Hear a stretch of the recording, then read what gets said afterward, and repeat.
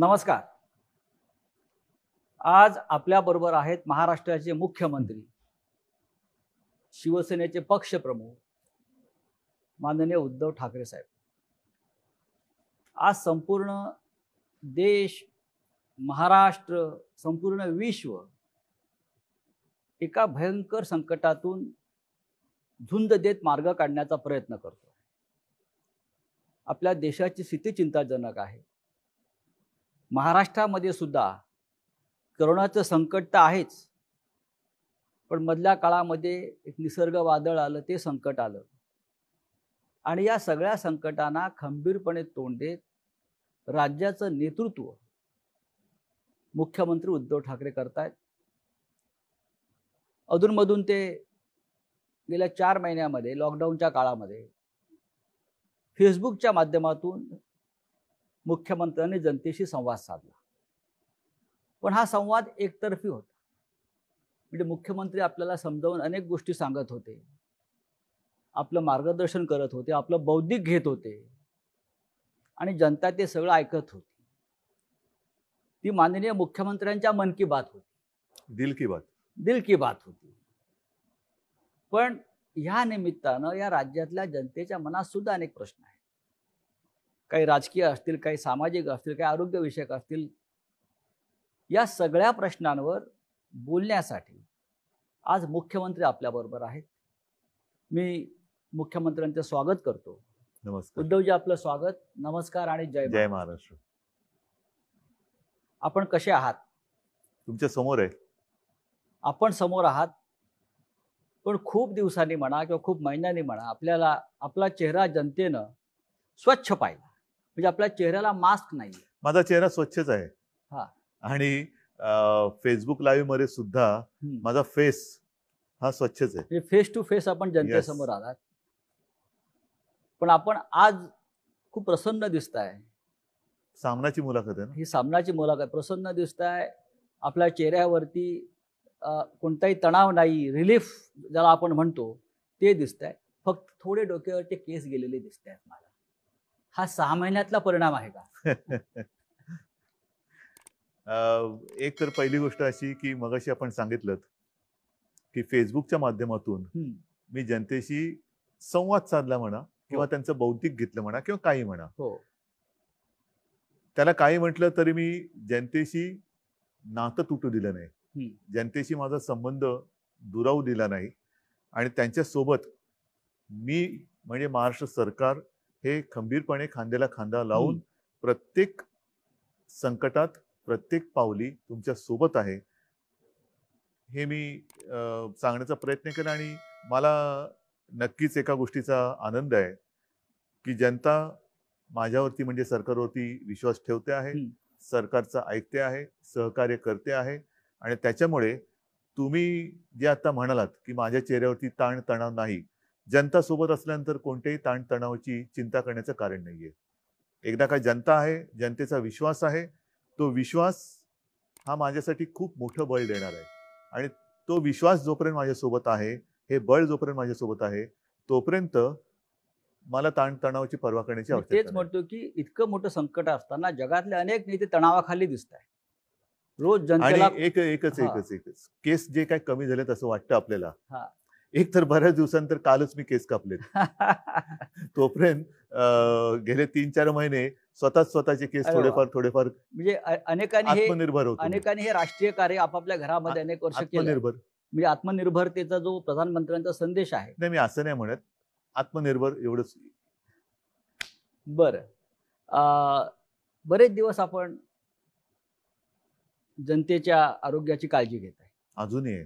म्हणजे आपल्याशी बोलताना सुद्धा माझ्या डोक्यामध्ये सगळे एक गोष्टी ज्या काही माहिती आतापर्यंत माझ्याकडे येते. मी अनेक मुख्यमंत्र्यांची या काळामध्ये देशभरातल्या संवाद ऐकले, भाषणं ऐकली, प्रधानमंत्र्यांचं सुद्धा ऐकलं.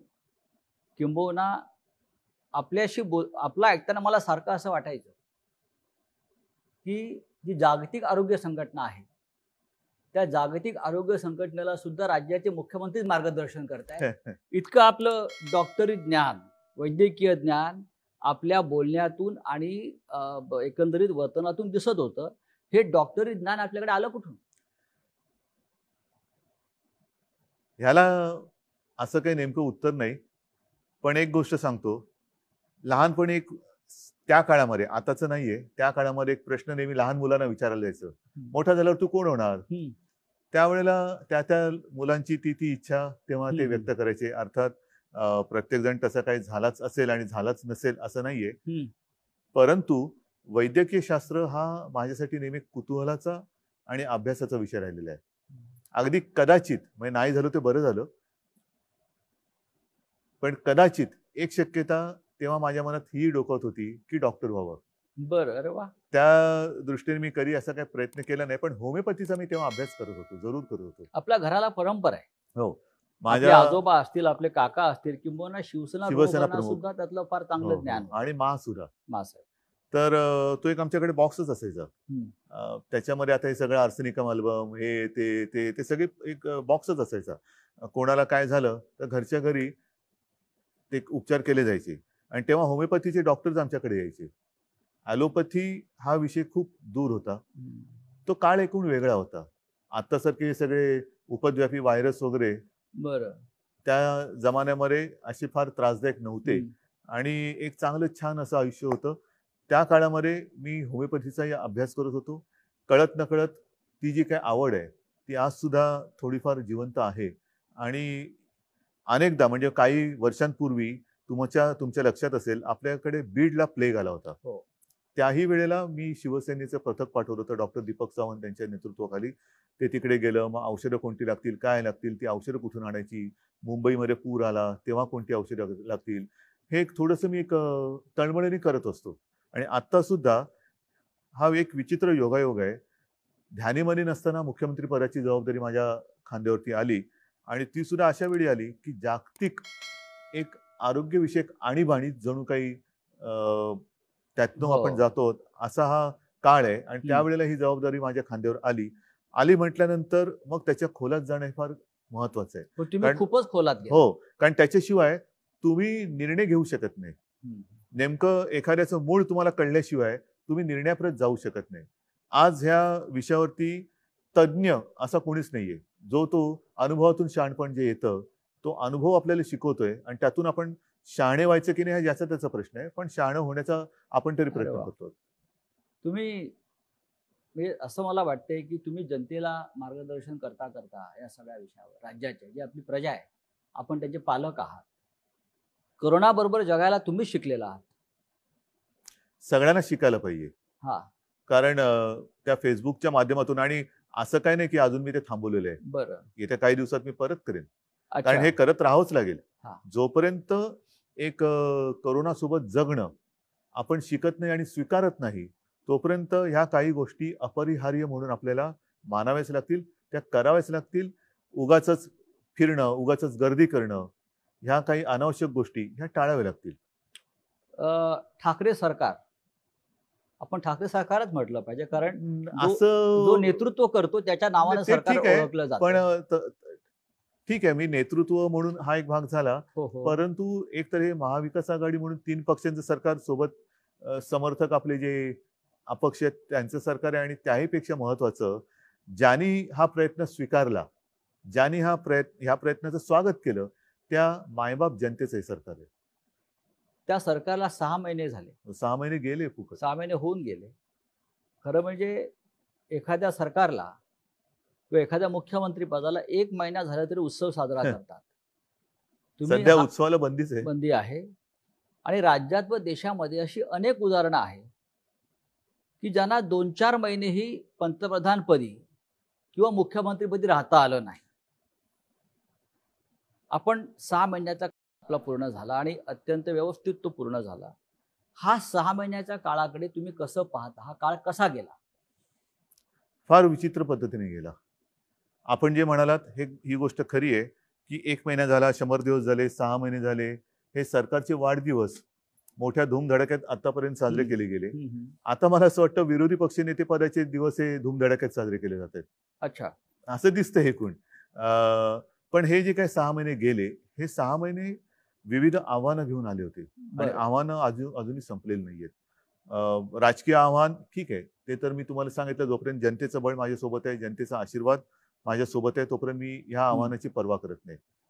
पण सुरुवातीच्या काळामध्ये जसं हे संकट ज्याचं कोणी अजूनही त्याचा आकार उकार किंबहुना नेमकेपण काही ओळखू शकलेलं नाही असंही संकट आलं. एक गोष्ट लक्षात घ्या, आपत्ती ही काही नवीन नाहीये. आपत्त्या ह्या येत असतात, पण त्या आपत्त्या किंवा आपत्ती कशी असते, एक भीषण पूर येतो, भीषण भूकंप होतो, फार भयानक असते ती परिस्थिती. त्याच्यामध्ये एक सुनामी येते, एका क्षणात होत्याचं नव्हतं करून जातं. कदाचित असंही होतं की काही संकट जसं हे कोरोनाचं संकट आहे, हे जर आपण खबरदारी घेतलं नाही तर झपाट्याने लोक आजारी पडतात आणि मृत्युमुखी पडतात. पण ही जी संकट असतात, वादळ असतं, जसं निसर्ग वादळाचा उल्लेख तुम्ही केला, भूकंप असतो, हे एका क्षणात निमिषार्धात ज्याला म्हणतो ते होत्याचं नव्हतं करून टाकतात. आणि त्याच्यानंतर आपल्याला फार जिकरीने जी लोक त्याच्यामध्ये अडकली असतील त्यांना सोडवण्याचं काम करावं लागतं, त्यांचं पुनर्वसनाचं काम करावं लागतं. परंतु त्यावेळेला कसं असतं की एकदा ते होऊन गेल्यानंतर आपण तिकडे आपल्याला कळते की कुठे कुठे काय काय बिघडलेलं आहे किंवा काय. जसं आता निसर्ग चक्रीवादळ, सुदैवाने त्याच्यामध्ये आपल्याला सुरुवातीपासून जरा काळजी घेतली म्हणून प्राणहानी ही कमीत कमी आपण ठेवू शकलो. तेवढी सुद्धा होता कामा नव्हती, पण ती कमीत कमी आपण ठेवू शकलो, मर्यादित ठेवू शकलो. आता तिकडे विजेचे खांब उन्मळून पडले, झाडं वृक्ष बागा त्याचं नुकसान झालं, घरांचं नुकसान झालं, शेतीचं नुकसान झालं. ह्याची नुकसान भरपाई आता आपण करत चाललेलो आहोत. नुकसान नाही पण भरपाईमध्ये एकच सेकंद, हे जे संकट आहे करोना, हे अजूनही संपत नाहीये. म्हणजे मी फेसबुक लाईव्ह मध्ये एकदा म्हटलं होतं, सरणार कधी रण. हे रण कधी सरणार हेच कळत नाही अजूनही. कारण ते रण मानताय, रणच आहे, रणकंदन आहे मोठं जागतिक. जसं मी मागेच म्हटलं होतं की वर्ल्ड वॉर आहे, तिसरं वॉर महायुद्ध, अगेन्स्ट व्हायरस. हे 2 महायुद्ध झाली. हे फार भयानक आहे, ज्याने हे खरं विश्वयुद्ध आहे, कारण त्यांनी पूर्ण जग व्यापून टाकलेलं आहे. आज सुद्धा अनेक देशांमध्ये ज्यांनी लॉकडाऊन उठवला घाई गर्दीने किंवा सगळं काही संपलं असं समजून लॉकडाऊन उठवला, ते परत लॉकडाऊन करतायत. काही ठिकाणी तर त्यांनी ऑस्ट्रेलियामध्ये वगैरे तुम्ही ऐकलं की एका विभागामध्ये त्यांनी सैन्याला पाचारण केलं. महाराष्ट्रामध्ये अशी वेळ आली होती का की तुम्हाला वाटलं की सैन्याला पाचारण करावं? महाराष्ट्रात सैन्य बोलवण्याची कधीच वेळ आलेली नव्हती. मध्ये ज्या काही बातम्या आल्या होत्या त्यावेळेला मी असं म्हटलं होतं, जी आपण मुंबईमध्ये फील्ड हॉस्पिटल्स केलेत, फील्ड हॉस्पिटल. कारण संकट म्हणजे ही साथ म्हटल्यानंतर साथ असते, एका झपाट्यामध्ये ती किती जणांना कवेत घेईल हे आपण सांगू शकत नाही. त्यावेळेला तुम्ही बघाल मुंबईमध्ये बेड्सची कमतरता होती, ॲम्ब्युलन्सेस नव्हत्या, औषधोपचार नव्हते, व्हेंटिलेटर्स, ऑक्सिजन जे कॉन्सन्ट्रेटर म्हणतो ते. ह्या सगळ्याची कमी का होती? कारण आपल्याकडे जी काही आतापर्यंतची हॉस्पिटल्स आहेत तेवढीच हॉस्पिटल्स होती. आणि हे जेव्हा माझ्या लक्षात आलं, किंबहुना ज्या वेळेला मला विधानसभेचं कामकाज चालू होतं तेव्हा अधिवेशन, तेव्हा पहिल्यांदा आपल्याकडे मार्चमध्ये महाराष्ट्रात पहिले रुग्ण सापडले. ती तीव्रता हळूहळू वाढत आपल्याला अधिवेशन सुद्धा 1 आठवडा कमी करावं लागलं. आणि तेव्हा जेव्हा पहिल्यांदा ब्रीफिंग झालं की ही अशी अशी परिस्थिती आहे, तेव्हाच मी सांगितलं होतं की आपल्याला युद्ध पातळीवरती फील्ड हॉस्पिटल्स उभी करावी लागतील. आणि त्यावेळेला जर गरज लागली तर मिलिटरीच्या तंत्रज्ञानाचा उपयोग करून घ्या. कसे ते पटकन तिकडे करतात. एक गोष्ट आणखीन तुम्हाला सांगतो की याही बाबतीत आपल्याला लष्कराची मदत लागली नाही. आपण इथल्या इथे मला त्या गोष्टीचा एक अभिमान आहे की आपल्या ही प्रशासनाची टीम ही त्यांना जे आपण काही सांगू ते तत्परतेने काम करतायत. आणि म्हणूनच चीननी 15 दिवसात इन्फेक्शन हॉस्पिटल उभं केलं, आपणही 15 ते 20 दिवसात हे हॉस्पिटल उभं केलं आणि आणखीन या सुविधा वाढवतोय. या काळामध्ये आपण मगाशी प्रशासनाचा उल्लेख केला, ते उत्तम काम करते. या काळामध्ये 6 महिन्यामध्ये आपण मंत्रालयामध्ये कमीत कमी केलात असा आपल्यावरती एक सतत आरोप होतो. ठीक आहे ना, मंत्रालय आता बंद आहे. मंत्रालयामध्ये कमीत कमी जाणं, एकूणच मी आता त्या विषयावरती बोलतो की आता तंत्रज्ञान एवढं प्रगत झालेलं आहे, त्या तंत्रज्ञानाचा जर का तुम्ही उपयोग करू शकणार नसाल तर तुमच्यासारखे दुर्भागी तुम्हीच. आता तंत्रज्ञानाचा माध्यमातून जसं आता आपली मुलाखत संपल्यानंतर मी अगदी घरी जाऊनच मुद्दामून सांगतो, घरी जाऊन माझ्या मुंबईतल्या महापालिका जे काही आपले आयुक्त आहेत, नुसते महापालिका एकटे नाही, सह आयुक्त उपआयुक्त ह्यांची मी एक बैठक घेणार आहे. हे रोजचं चाललंय.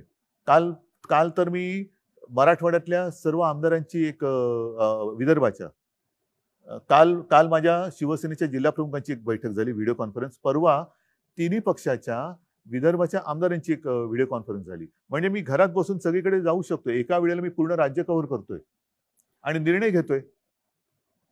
करोनाशी लढण्यासाठी सरकारने योजना तर भरपूर केल्या. एक गोष्ट आणखी लक्षात हा. घ्या, फिरणं आवश्यक आहे, मी नाही म्हणत नाहीये, पण जेव्हा तुम्ही फिरता तेव्हा एकाच ठिकाणी जाता. हो. पण ज्या वेळेला तुम्ही व्हिडिओ कॉन्फरन्सचा उपयोग करता तेव्हा तुम्ही सर्व ठिकाणी जाता. प्रवासाचा वेळ वाचतो, प्रवासाचा वेळ वाचतो. त्यानंतर यंत्रणा जी मग आता मी लावली म्हणतो जाते. विमानाने कशाला जाता, बैलगाडीतून का नाही जात? हम्म. बैलगाडीतून जा, पायी चालत जा. तंत्रज्ञानाचा उपयोग जर करणार नसाल तर मग त्या तंत्रज्ञानाचा शोध लावता ह्या नसाल. तंत्रज्ञानामध्ये तुम्ही अधिकाऱ्यांशी संवाद साधू शकता, पण जनतेशी संवाद कमी होतो असा साधारण एक आक्षेप आहे. आता सध्या तर आपली परिस्थिती लॉकडाऊनचीच आहे. होय. सभा समारंभानं तर बंदीच आहे. हो. जनतेला त्याच्यासाठी बोलवणं म्हणजे आपला नियम आपणच तोडणे. बरोबर आहे. आपला नियम. आणि परत हम्म. आपण आता जसं आपण सुरक्षित अंतरावरती बसलेलो आहेत, मी मुख्यमंत्री आहे, माझ्या आजूबाजूला कोणी येणार नाही, पण माझ्या समोर माझी जनता बसली, तिचं काय? तिचं काय? ती जर का दाटीवाटीने बसली तर मी संवाद साधला, पण त्याच्यानंतर माझे जनता जे आहेत ते आजारी पडले तर त्या संवादाचा उपयोग पण काय? तुम्ही नियमाचं पालन करताय. नियमाचं पालन जर मी नाही केलं तर जनता का करेल? नियमाचं पालन जर मी नाही केलं, मग ते सांगतील ना, लोका सांगे ब्रह्मज्ञान, स्वतः कोरडे पाषाण. हे जे करोनाचे युद्ध आपण म्हणताय हे विश्वयुद्ध आहे. प्रधानमंत्री जे आपले मोदी जे आहेत त्यांनी सुरुवातीला सांगितलं होतं की हे महाभारताचं युद्ध आहे. महाभारताचं युद्ध हे 14 दिवस चाललं आणि करोनाचं युद्ध आपण 21 दिवसात संपवू. नाही, पण कठीण हे होतं. युद्ध 21 दिवसात संपलं नाही, किंबहुना ते वाढत चालले. जोपर्यंत आपण करोनासोबत नीट जगणं स्वीकारत नाही, आता स्वीकारतात लोक. त्याच्यामध्ये महत्वाचा मुद्दा जसं तोंडावर मास्क, आता आपण अंतर ठेवून बसलो, नाही तर मी लोक परत याच्यावरती टीका करतील की नियमाचं पालन करताय हो. तुम्ही म्हणताय, पण आता तुमच्या तोंडावरती मास्क नाही. आपल्या आजूबाजूला कोणी नाहीये, हे मुद्दा म्हणून मी उल्लेख करतोय. आपल्यात सुद्धा अंतर आहे आणि मोठी मोकळी ही जागा आहे, अन्यथा आपण बंद खोलीमध्ये हो. नेहमी मुलाखत घेतो. तर म्हणून मी सांगतो की जोपर्यंत तुम्ही सार्वजनिक ठिकाणी गर्दी करत नाहीत, तोंडावरती मास्क लावून फिरताय, त्याच्यानंतर तोंडाला हात लावत नाही, हात सतत धुताय, हे जे आहे हे एकमेकाला हे करोनासोबत जगणं. म्हणजे जर माझ्या बाजूला कोणी असेल आणि तो आनंद होता, माझी पण चूक होणार, पण तेव्हा तुम्ही मला सांगायला पाहिजे की जरा प्लीज असं करू नका. हे जे आहे ना, हे मी म्हणतोय करोनासोबत जगणं. या काळामध्ये आपण या युद्धाशी लढण्यासाठी जेव्हा युद्ध होतं तेव्हा आपण रणगाड्या आणतो, क्षेपणास्त्र आणतो, बंदुकांचे दारू आणतो, सैन्य भरती करतो. ही युद्धाची आयुधं आहेत. आणि आपण जेव्हा युद्ध केलं, महाराष्ट्रात सुरू केलं, तेव्हा आपण मोठ्या प्रमाणामध्ये ICU, व्हेंटिलेटर्स, बेड, औषधं हा साठा केला. हे आरोग्यविषयक युद्ध आहे.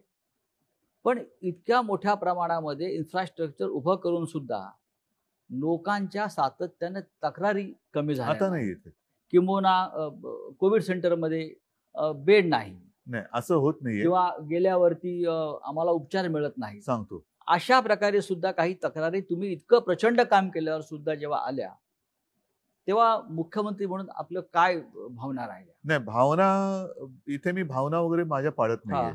मला काम करायचंय आणि जनतेला वाचवायचंय. जी तुम्ही गोष्ट म्हणताय ही सुरुवातीला मुंबईत होती, जे मी तुम्हाला सांगितलं. प्रामाणिकपणाने आपण कबूल केलं पाहिजे की ह्या व्हायरसचा प्रादुर्भाव, साथीचा प्रसार आणि आपल्याकडच्या सुविधा ह्याचा जी उपलब्ध होती हे विषम प्रमाण होतं. आता मुंबईत आपण अजूनही वाढवतो आहोत, परंतु आता हा व्हायरस ग्रामीण भागात पसरायला लागलेला आहे, इतर शहरात पसरतोय. त्या शहरांमध्ये आणि त्या ग्रामीण भागामध्ये जिथे या सुविधा अजूनही उपलब्ध आपण करू शकलेल्या नाहीत किंवा ज्या सुविधा आता बनतायत, तोपर्यंत तिथे ही तक्रार थोडीफार राहणार. आणि त्याच्यासाठी सर्व जिल्हाधिकाऱ्यांना माझ्या सूचना आहेत की जिथे जिथे तुम्हाला आवश्यकता असेल तिथे तिथे तात्काळ या सुविधा निर्माण करा.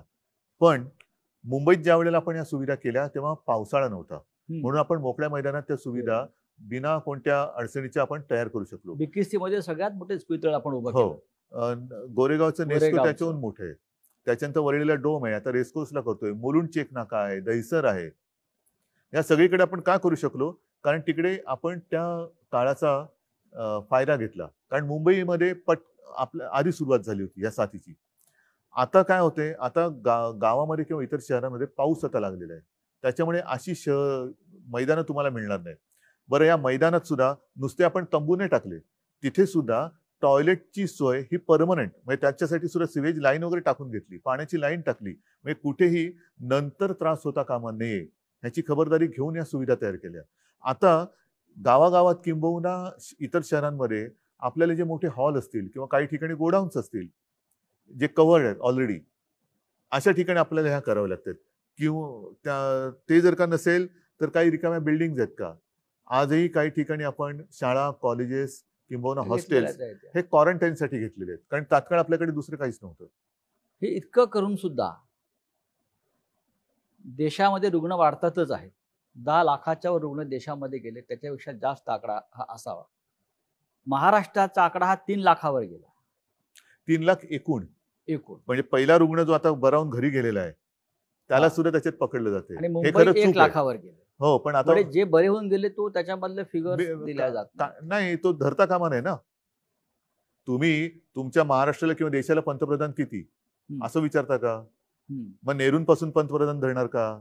महाराष्ट्रामध्ये सुद्धा यशवंतरावांपासून मुख्यमंत्री धरणार का? असे सगळे मुख्यमंत्री किंवा सगळे पंतप्रधान एकत्रित धरत नाहीत. आत्ता किती पंतप्रधान? 1.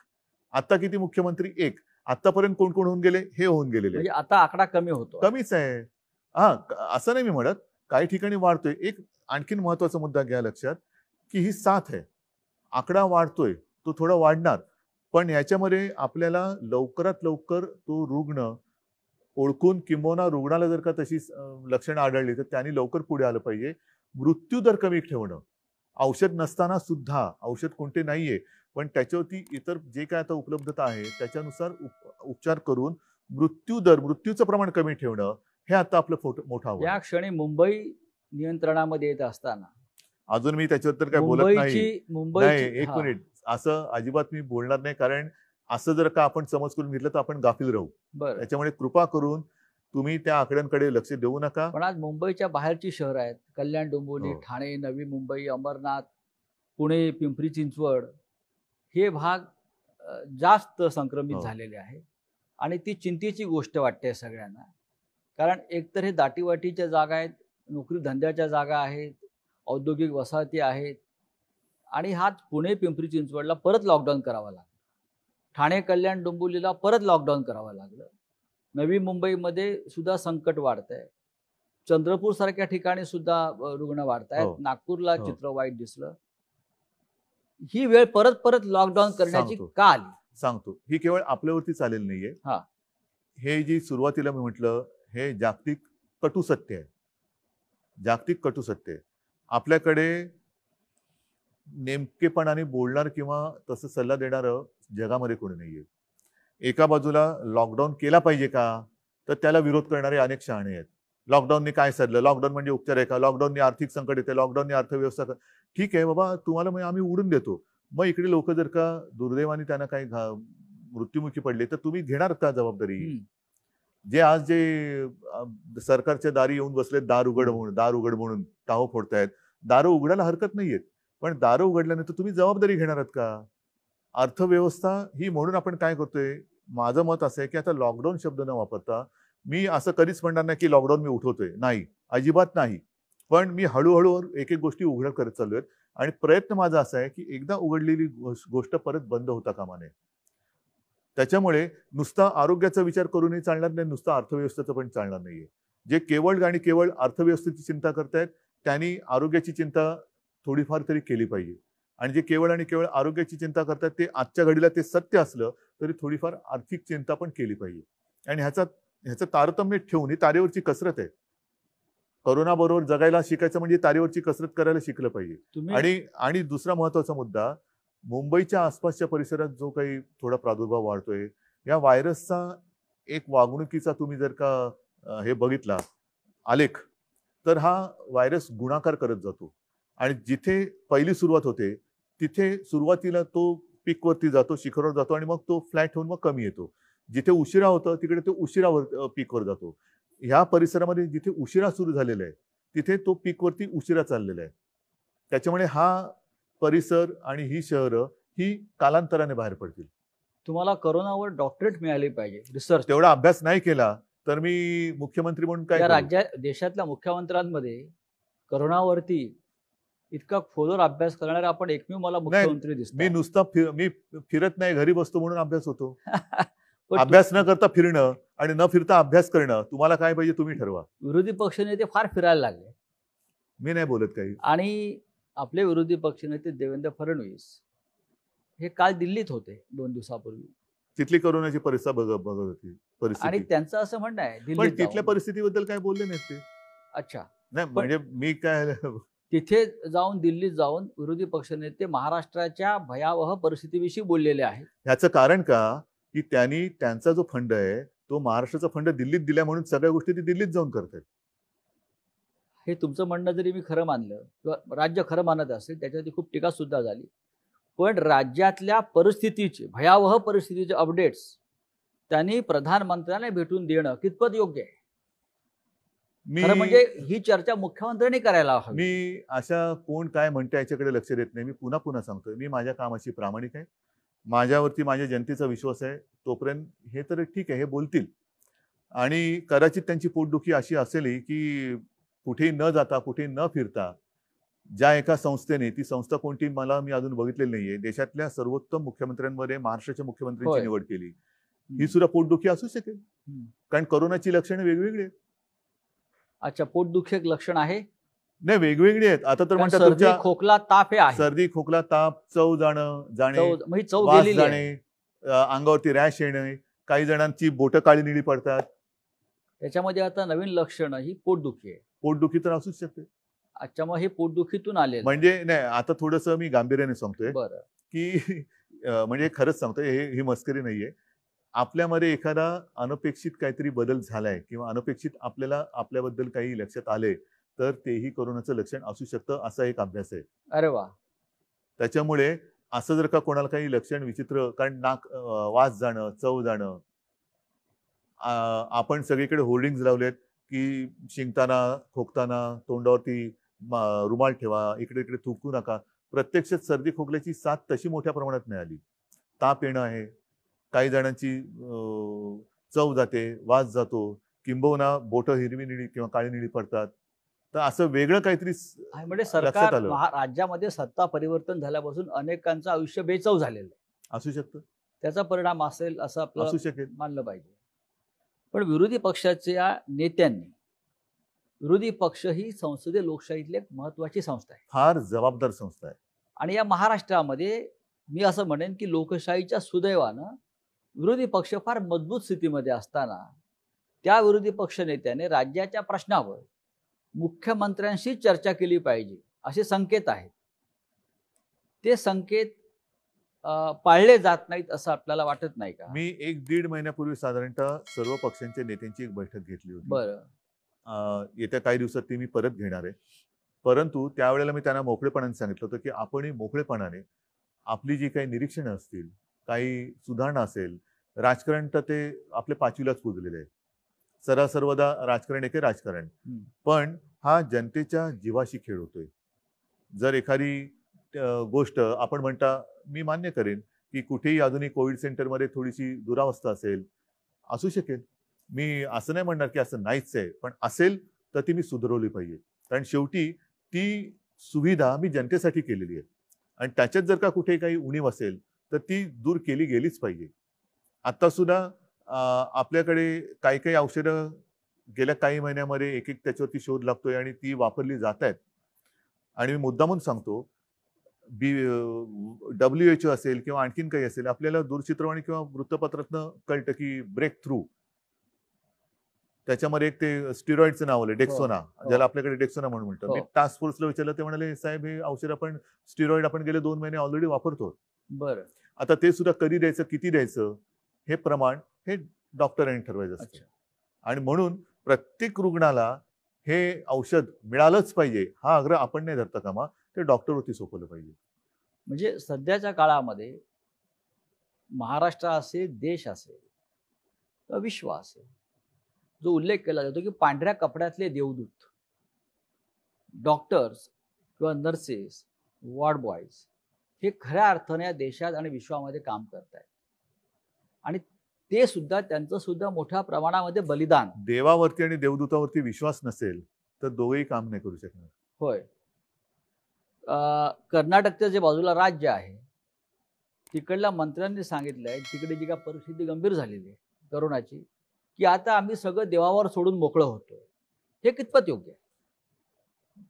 हे मी तुम्हाला म्हटलं ना, आता हा सुद्धा माझ्या फेसबुक लाईव्ह मधला मुद्दा होता. हो, सगळी प्रार्थना स्थळ बंद आहेत, बंद आहेत. मंदिरं बंद आहेत, सगळे बंद आहेत. मग देव आहे कुठे? देव कुठे गेला? तर तो देव आपल्यात आहे. हो. आपण एकमेकाला सावरणं, आपल्या डॉक्टरांच्या रूपातनं तो आपल्याला मदत करतोय. त्याच्यानंतर जसं मी म्हटलं की एक जनजागृती, एकमेकाला सावरणं, हा सुद्धा फार त्याचंच एक हे आहे. असं पूर्वी आम्ही शाळेमध्ये असताना पिक्चर बघायचो. त्याच्यामध्ये देवा दिखायचं, त्या हातात अशी किरणं निघतात आणि तो चमत्कार होतो. कोणतरी मृत्युमुखी पडलेला पुन्हा जिवंत होतो, आजारी पडलेला पुन्हा बरा होतो. तर ते शेवटी देवाचा आशीर्वाद म्हणजे ते औषधाच्या रूपाने त्याला मिळणं, वेळेवरती रुग्णसेवा मिळणं, या सगळ्या गोष्टी ही तीच गोष्ट आहे. मला असं रुग्णसेवा. वाटतं शरद पवार काल ह्या विषयावरच बोललेले आहेत का? काय? शरद पवार असं बोलले आहेत की अयोध्येतलं जे राम मंदिर उभं राहत आहे त्याच्यापेक्षा करोनाची चिंता जास्त आहे. मंदिराच्या माध्यमातून करोना बरा होणार नाही. करोनासाठी आपल्याला अशा प्रकारे आपण म्हणताय बरोबर डॉक्टर आहे ना. डॉक्टर्स पाहिजेत. आज डॉक्टरांची आणखीन एक गोष्ट काय आहे की आपण ज्या सुविधा निर्माण करतो आहोत, हो, त्या सुविधा काही रुग्ण बऱ्या नाही करणार आहेत. हा. त्या सुविधांच्या बरोबरीने डॉक्टर्स पाहिजेत. आपण मी आधीच म्हटलं होतं ना की जम्बो फॅसिलिटी, जम्बो म्हणजे मी काय बेडचं दुकान नाही काढलेलं, फर्निचरचं दुकान नाही काढलं, प्रदर्शन नाही भरवलं. त्याच्यावरती जेव्हा रुग्ण येईल तेव्हा त्या रुग्णाच्या आणि बेडच्या बाजूला डॉक्टर आणि ती सिस्टर पाहिजे आणि हातात औषधं पाहिजेत. ज्या मुंबईतल्या करोनाच्या स्थितीवर सगळ्यात जास्त टीका देशभरातल्या राजकीय लोकांनी केली, मग ते प्रवासी मजदूर जाताना असतील किंवा रुग्ण वाढताना असेल, त्याच मुंबई पॅटर्नचा आज सगळ्यात जास्त बोलबाला होतो. कोण करते? प्रत्येकाला मुंबई पॅटर्न लागू करा असं देशभरात वाटतं. कोण करते? सगळेच करताय. तर हा मुंबई पॅटर्न जेव्हा तुम्ही सुरू केला, तुम्ही मॅनेज केलं असेल. अच्छा, आम्ही मॅनेज केलं. मुंबई पॅटर्न त्यातली धारावी म्हटलं की लोकांच्या भुव्यावर जातात. पण मोठं आव्हान आहे. पण जागतिक आरोग्य संघटनेनं फक्त धारावीचा उल्लेख केला आणि धारावी पॅटर्न हा उल्लेख केला. हे मला असं वाटतं या सरकारचं सगळ्यात मोठं यश आहे. महापालिका असेल, राज्य सरकार असेल, पण मुख्यमंत्री म्हणून आपण सतत मुंबई आणि धारावीवर लक्ष दिलं. हे आपण कसं करू शकला? ह्याच्यावरती मी तुम्हाला म्हटलं तसं आपल्या जनतेवरती आणि यंत्रणेवरती विश्वास.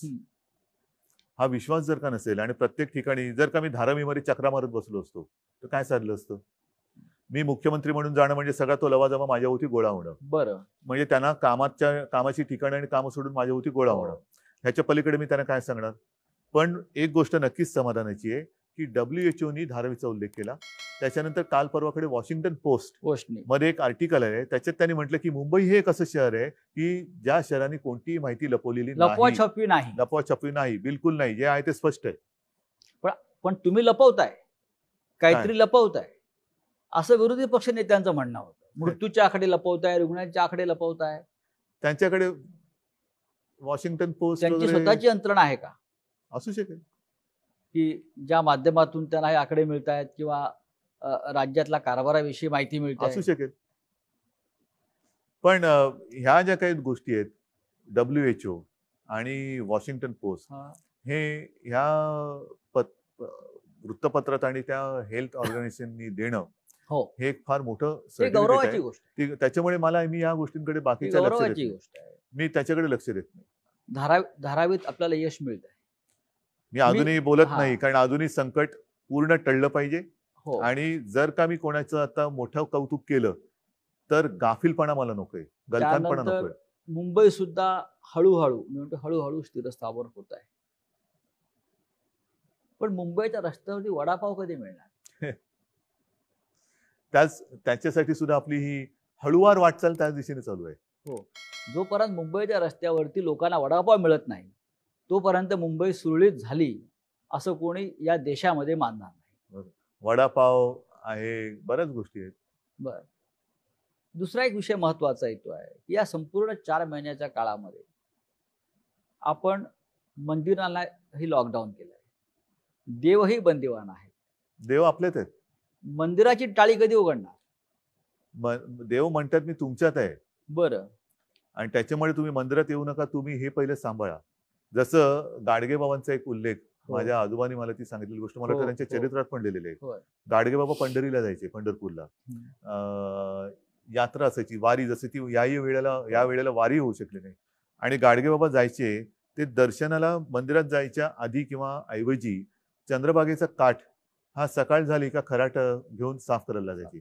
आणि त्यांना कोणी विचारलं त्या बाबा दर्शन घेतलं का, तर अरे हे बघ हा माझा विठोबा आहे. अच्छा. हे गोरगरीब माता भगिनी मायेबाप सगळे आलेले आहेत, इकडे ही सगळी अस्वच्छता माजली तर रोगराई येईल, मग त्याचं काय होणार. त्याच्यामुळे ते त्याची सेवा कर सांगायची. आपण त्या गाडगे महाराजांची परंपरा आणि ते स्वतः हे घेऊन आता आम्ही त्यांच्या नावाने अभियान करतो, पण स्वतः काय करतो, स्वच्छ केलेल्या कोपऱ्यामध्ये जाऊन झाडू मारून फोटो काढतो. गाडगे महाराजांची परंपरा महाराष्ट्राला जशी लाभली आहे तशी ठाकरे कुटुंबाला आहे ना. त्याच्यामुळे काही गोष्टी या माझ्या आजोबांकडनं त्यावेळेला मी त्यांच्या आठवणीच्या स्वरूपात ऐकलेल्या आहेत. आता महाराष्ट्रामध्ये अनलॉक 2 सुरू आहे. अनलॉक शब्द सोडा, अनलॉक लॉक ज्याला तुम्ही पुनश्च हरिओम म्हणतोय किंवा मिशन बिगिन अगेन, होय, ते करताना नीट तो समजून घ्यायला पाहिजे विषय की लॉकडाऊन हा केलेला आहेच, लॉकडाऊन आहेच. त्याच्यामुळे ह्याच्यानंतर काय होणार, त्याच्यानंतर काय, लॉकडाऊन आहेच. पण आपण एक एक गोष्टी सोडवत चाललेलो आहोत, त्यातनं हळूहळू एक एक गोष्टी बाहेर काढतोय. नाहीतर काय होईल, lockdown 1, lockdown unlock 1, lockdown 2, unlock 2, lockdown 2, ह्या गोष्टी या तांत्रिक गोष्टी नाही. म्हणजे तुम्ही घाईघाईने एखादी लॉकडाऊन केला तेही चूक आहे, घाईघाईने लॉकडाऊन उठवला किती काळ असं बसणार, मग हे कधी होणार ते कधी होणार. लोक कंटाळले करता आहे, पण कंटाळा घालवण्यासाठी म्हणून लॉकडाऊन केलेलं नाही, उघडायचं असं नाहीये. लोकांच्या पोटापाण्याचा प्रश्न आहे. त्याच्यासाठी एकदम जर का घिसाडघाईने उघडलं आणि साथ प्रचंड वाढली आणि जीवच गेला तर पोटपाण्याचं काय करणार. काही ठिकाणी कारखान्यांमध्ये सुद्धा जर का ही साथ घुसली तर काय होणार. आणि म्हणून मग एक गोष्ट स्वीकारायला पाहिजे की मग करोनाचं काय होईल ते होईल, किती माणसं मृत्युमुखी पडतील ते पडतील, पण आम्हाला लॉकडाऊन नको. आहे का तयारी? अमेरिकेत जसं केलंय. हा, तयारी आहे का? माझी नाही तयारी. न्यूयॉर्कला आहे, असेल, माझी नाही तयारी. मी म्हणजे ट्रम्प नाहीये. मी माझ्या डोळ्यासमोर माझी माणसं अशी तळमळताना हे करताना बघू शकत नाही, अजिबात नाही. त्याच्यामुळे एक गोष्ट ठरवा की लॉकडाऊन गेला खड्ड्यात, जीव गेला तरी 72, पण आम्हाला लॉकडाऊन नको.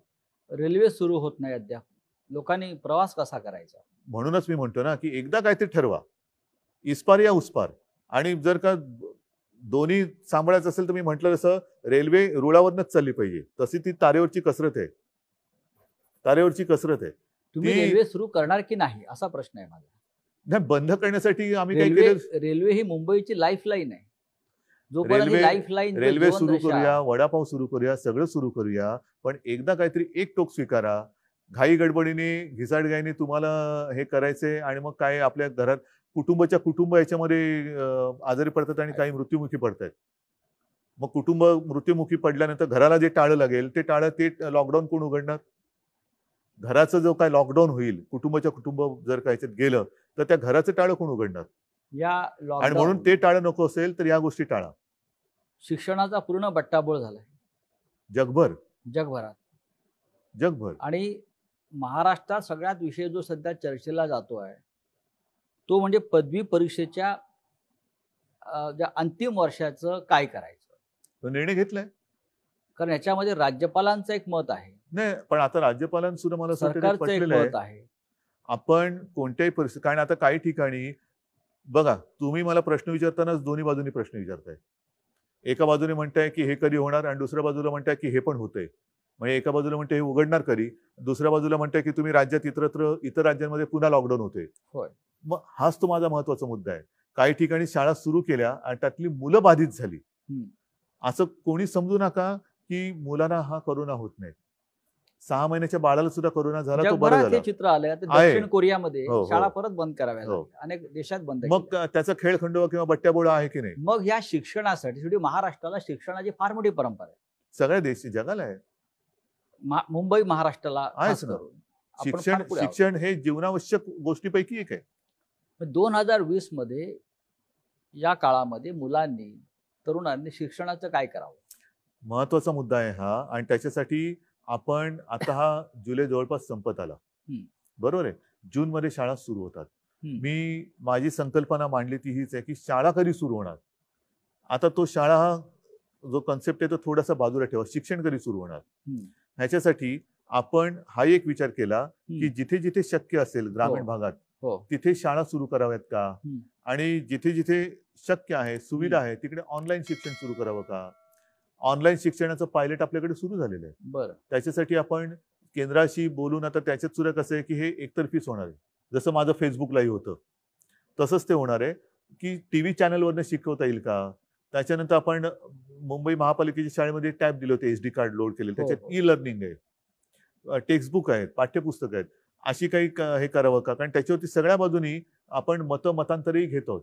पण जसं आता तुम्ही म्हणताय की लॉकडाऊन करावा, काही म्हणतात करावा, काही म्हणतात करू नये, तसं प्रत्येक बाबतीत आपल्याला 2 मत 3 मत 4 मत हा जो काही एक घोळ होतोय मतांतराचा त्याच्यामुळे आपला प्रॉब्लेम होते. कारण सरकार म्हणून आम्ही करणार, शेवटी जर का एखादी गोष्ट मला पटली तर मी टीकेची पर्वा कधीच करत नाही. मुख्यमंत्री नव्हतो तेव्हाही केले नाही आणि आताही करणार नाही. जी गोष्ट मला पटले आणि मला असं वाटतं की याच्यात जनतेचं हित आहे तिकडे मी टीकेची पर्वा करत नाही. राज्यपालांची एक भूमिका आहे.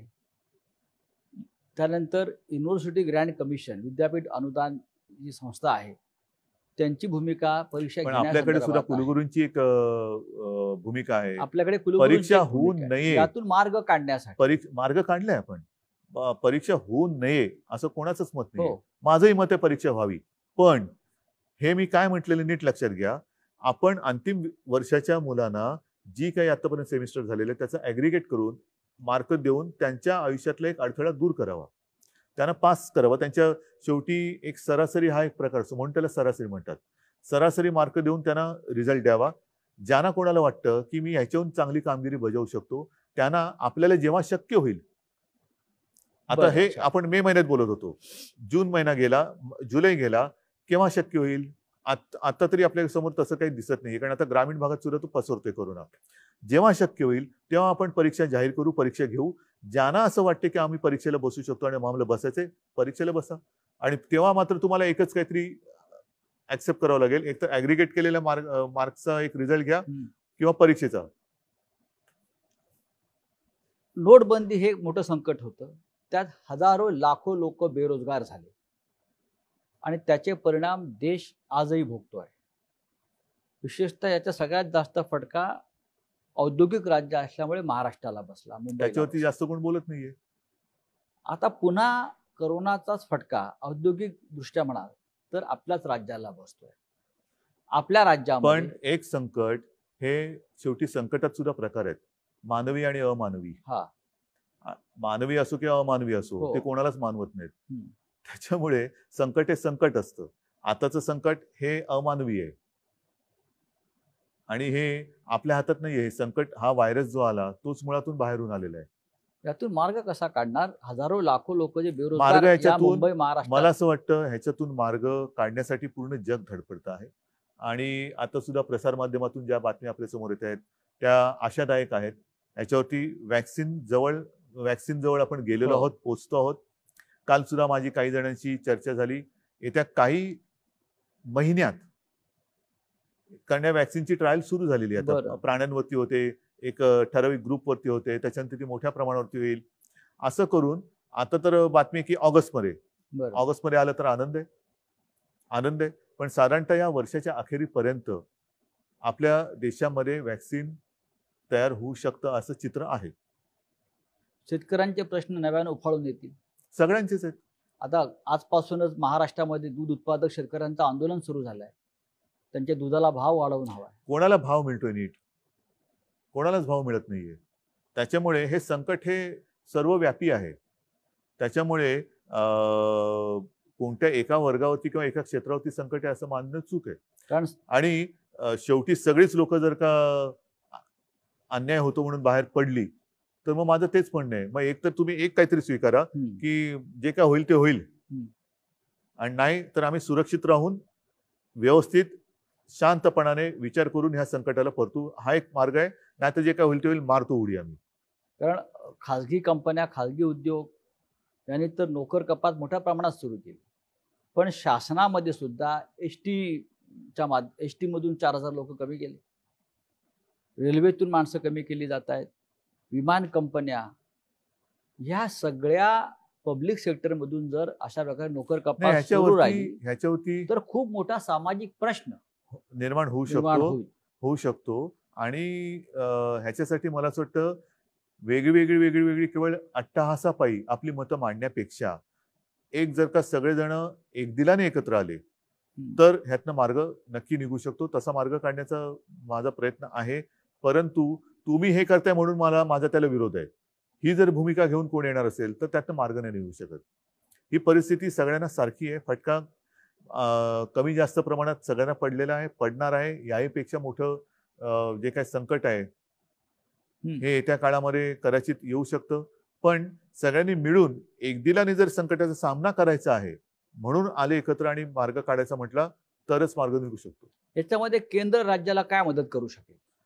केंद्र आणि राज्य, केंद्राने आता मध्ये वेळोवेळी पंतप्रधान व्हिडिओ कॉन्फरन्सच्या माध्यमातून एक बैठक घेत असतात आणि ज्या काही गोष्टी कोरोनाच्या बाबतीत त्यांच्याकडे आपण मांडतो तशी त्यांची त्या बाबतीत मदत होते.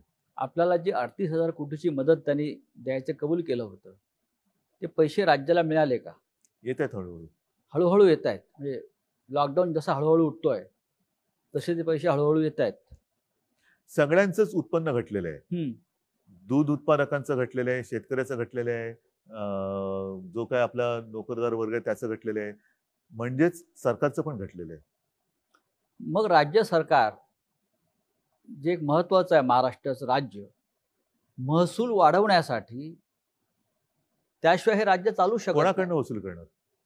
कर्मचाऱ्यांचे पगार द्यायला आपल्याकडे पैसे नाहीत असं आपले मंत्री म्हणतात. मान्य मला, पण शेवटी महसूल वाढवण्यासाठी आपण काय उपाययोजना करणार?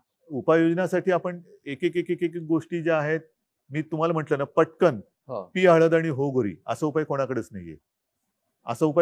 नाहीये. आणि तसा जर का उपाय असता तरी संकट त्याला काय म्हणायचं? संकट म्हणतोय यावेळेला, आपत्ती म्हणतोय.